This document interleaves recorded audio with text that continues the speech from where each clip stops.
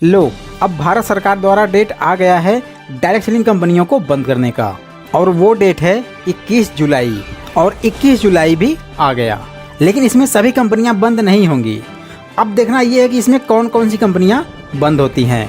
तो अगर आप डायरेक्ट सेलिंग कंपनियों में काम करते हो तो ये वीडियो आपके लिए काफ़ी इंपॉर्टेंट है, वरना क्या पता कि आप जिस कंपनी में काम करते हो कल वो कंपनी बंद हो जाए। तो इसलिए अपनी लाइफ का सिर्फ 5 मिनट निकालें और इस वीडियो को पूरा कंप्लीट देख लें और ये क्लियर कर लेंगे कि आपकी कंपनी इस कैटेगरी में आती है या नहीं। अगर आती है तो बंद हो जाएगी, याद रखना। तो अब सवाल ये आता है कि हम कैसे पहचानें कि हमारी कंपनी लीगल है या इनलीगल है, भारत सरकार द्वारा दिए गए नियमों का पालन करती है या नहीं करती है, और इसे पहचानना सबसे इम्पोर्टेंस है। लेकिन इसमें सबसे बड़ा सवाल ये है कि हम इसको पहचानेंगे कैसे। अगर लीगली तरीके से काम करती है, इन सभी नियमों का पालन करती है, तो डोंट वरी, आपकी कंपनी बंद नहीं होगी। जैसा कि आपको पता होगा कि ई कॉमर्स के बाद अब भारत सरकार डायरेक्ट सेलिंग कंपनियों पर सख्ती दिखाना शुरू कर दी है। आप चाहें तो इन सभी पॉइंट्स को नोट कर सकते हैं, क्योंकि ये काफ़ी इंपॉर्टेंट है। नए नियम में डायरेक्ट सेलिंग कंपनियों को पिरामिड बनाने की स्कीम नहीं होगी, यानी कि जो कंपनियां पिरामिड टाइप की काम करती थी अब वो नहीं चल पाएंगी। मतलब बिना प्रोडक्ट दिए सिर्फ लोगों को ज्वाइनिंग करवाओ और पैसे सर्कुलेट करते रहो, और ऊपर वाला कमाता रहेगा, नीचे वाले का पता नहीं।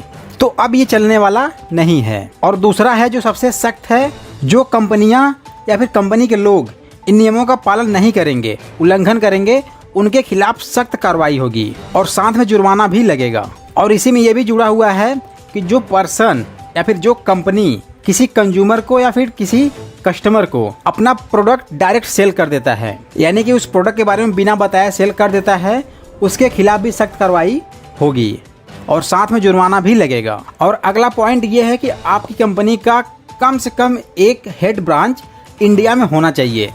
अगर वो कंपनी इंडिया में काम करती है तो इसको आप फटाफट गूगल करके चेक कर सकते हैं कि क्या जिस कंपनी में आप जुड़े हैं उस कंपनी का हेड ब्रांच इंडिया में अवेलेबल है या नहीं है।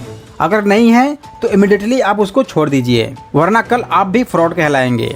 नेक्स्ट पॉइंट ये है कि जो आपकी कंपनी का पुराना वाला मॉडल था, मतलब कि कंपनी का जो पुराना बिजनेस मॉडल था, 21 जुलाई के बाद वो कंपनी अपना बिजनेस मॉडल चेंज की है या नहीं की है, आपको ये भी देखना जरूरी है, क्योंकि अब अपने पुराने मॉडल पे काम नहीं कर सकती हैं कंपनियां।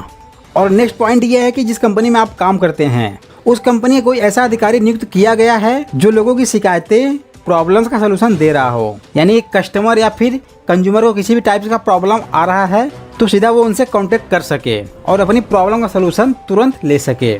और इसके लिए हर एक कंपनियों को एक नोडल अधिकारी नियुक्त करना होगा। और नेक्स्ट जो सबसे जरूरी है, DPIIT, इस संस्था से आपकी कंपनी का रजिस्ट्रेशन होना चाहिए, और अगर नहीं है तो आप तुरंत इसको पता कीजिए, वरना 21 जुलाई के बाद उस कंपनी को आप छोड़ सकते हैं, और छोड़ना ही बेहतर होगा। अब समझते हैं ये DPIIT क्या है। तो इसका पूरा नाम है department of promotion and industry and internal trade. हालांकि इसका पहला नाम था DIPP, लेकिन अब इसको बदल कर रख दिया गया है DPIIT, department of promotion and industry and internal trade. इसके मुताबिक वाणिज्य और उद्योग मंत्रालय के तहत काम करने वाला DPIIT आंतरिक व्यापार के संवर्धन से जुड़े मुद्दों को देखेगा, और जो कि इसके पहले आंतरिक व्यापार को उपभोक्ता मामलों का मंत्रालय देखता था। लेकिन अब कॉमर्शियल इंडस्ट्री टाइप के बिजनेस को या फिर कंपनी को या डायरेक्ट सेलिंग कंपनियों को DPIIT देखेगा। तो अब सिर्फ वही कंपनियां काम कर सकती हैं जो इन नियमों का पालन करेंगी और जिनके पास DPIIT का रजिस्ट्रेशन नंबर होगा। तो किसी कंपनी में अगर आप ज्वाइन कर लिए हैं या फिर करने वाले हैं तो उस कंपनी के ओनर से या फिर उस कंपनी के मेंबर से या फिर जो आपके अपलाइन हैं, जो आपके स्पॉन्सर हैं, आप उनसे पूछेंगे कि आपकी कंपनी का DPIIT रजिस्ट्रेशन नंबर है या नहीं है 21 जुलाई के बाद, क्योंकि ये 21 जुलाई को अपडेट हो जाएगा।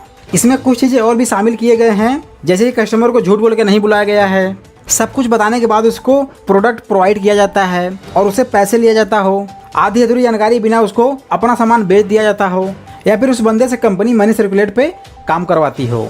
तो अब ये सब चलने वाला बिल्कुल नहीं है, क्योंकि अब इसमें भारत सरकार भी सख्ती दिखाना शुरू कर दी है। तो फटाफट अपनी कंपनी के बारे में पूरी की पूरी इंक्वायरी निकालना शुरू कर दीजिए, और कंपनी अगर इन नियमों का पालन नहीं करती है तो उसको फटाफट चेंज कीजिए, क्योंकि कोई मतलब नहीं है कि आज आप काम कर रहे हैं लेकिन कल आप वहाँ से फ्रॉड साबित हो जाएं। कंपनियों क्या है दोस्त, कंपनी आज है कल बंद हो जाएगी, कोई प्रॉब्लम नहीं है। वो लाखों करोड़ रुपए कमा लेते हैं, लेकिन आपकी लग जाती